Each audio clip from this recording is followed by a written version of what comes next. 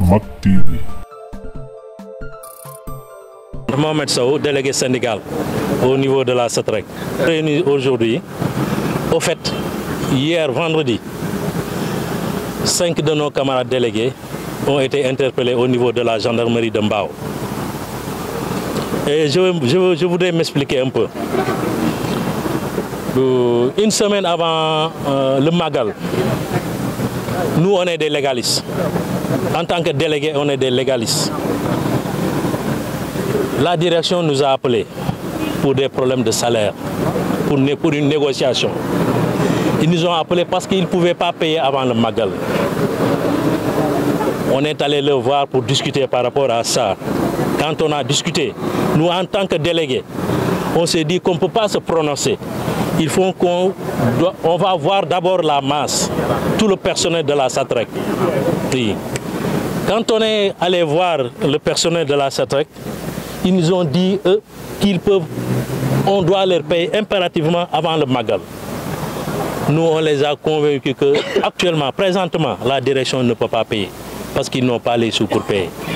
Ce qu'ils veulent, attendez le 30, ils vont vous payer. Eux, ils se sont prononcés, ils ont dit d'accord. Comme que c'est comme ça, on est d'accord. On est revenu à la direction, au niveau de la direction, pour leur dire que les gars nous ont dit qu'ils peuvent attendre le 30 pour qu'ils soient payés. Là c'était acquis donc. Le 30, on devait être payé. Avant le 30, on s'est vu. Le 28, on s'est vu avec la direction. Le 29, on s'est vu avec la direction. Ils ont confirmé le 30. Le 30, c'était le vendredi passé. Le vendredi passé, on a convoqué tout le personnel. Nous, en tant que délégués, on a convoqué tout le personnel pour leur expliquer que vous allez prendre vos salaires aujourd'hui.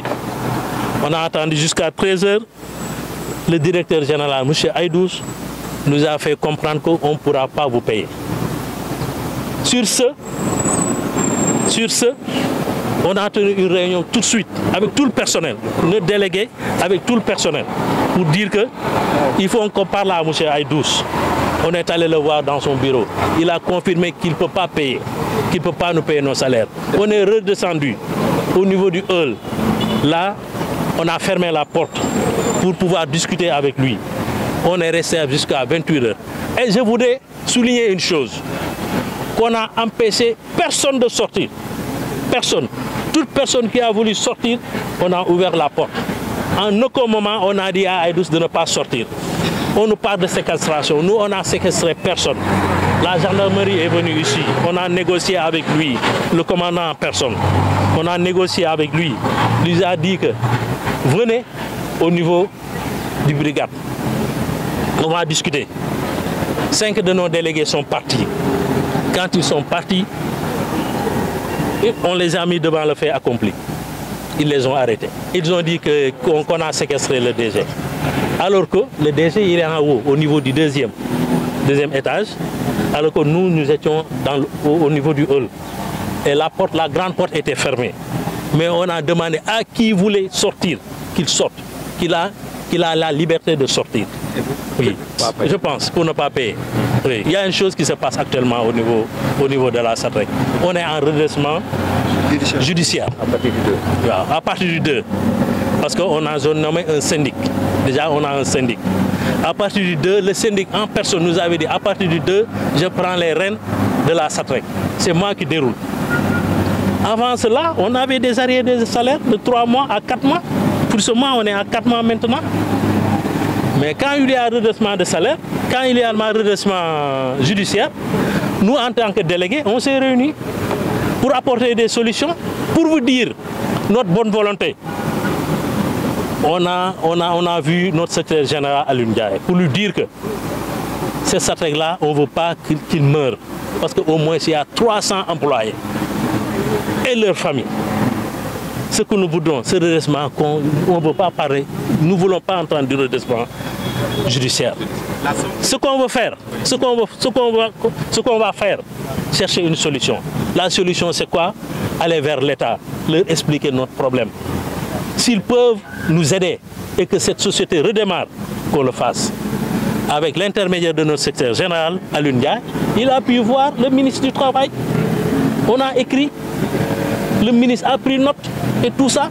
Et on est allé à la direction pour lui expliquer que, on est en train de faire des démarches dans le bon sens, de vous aider, toi, monsieur le directeur général, et tout le personnel, à tourner autour de 240 millions. Si je ne me trompe pas, oui. La SATEC, c'est une société privée aussi. Ça appartient à une famille, à l'occurrence M. Aïdous, à la famille M. Aïdous. En principe, c'est eux qui doivent diriger, en principe. Mais au fait, il y a des problèmes d'organisation au niveau de la SATEC.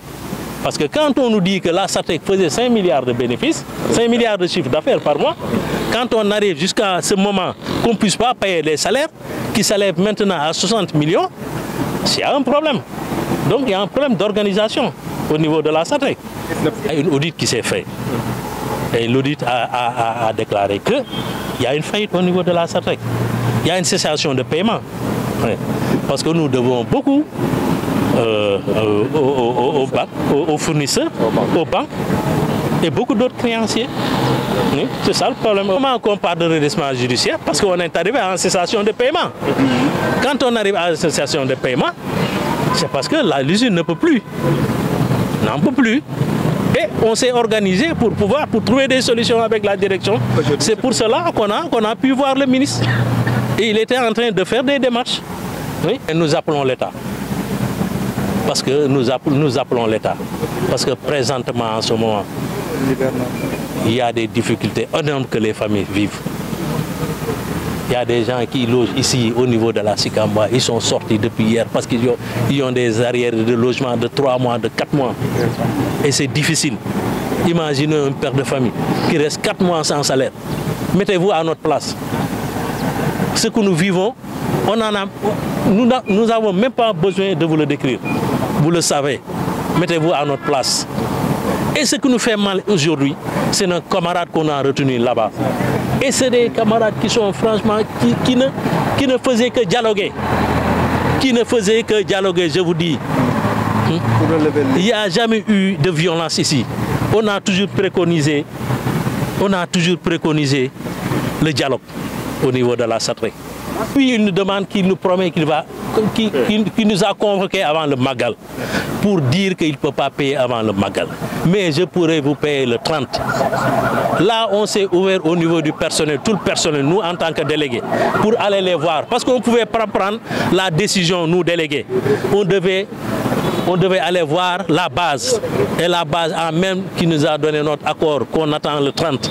C'est lui qui nous avait dit que le 30, vous allez être payé. Le 30, on est venu pour être payé. On n'a pas été payé.